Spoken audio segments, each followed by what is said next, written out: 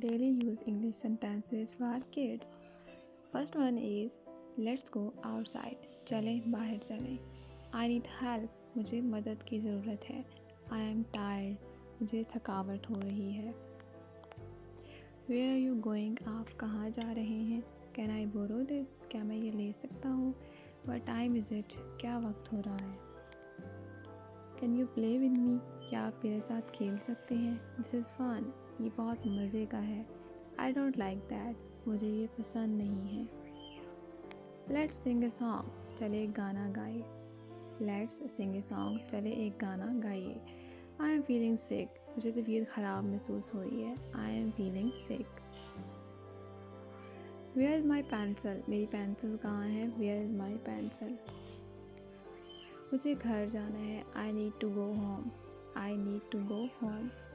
ये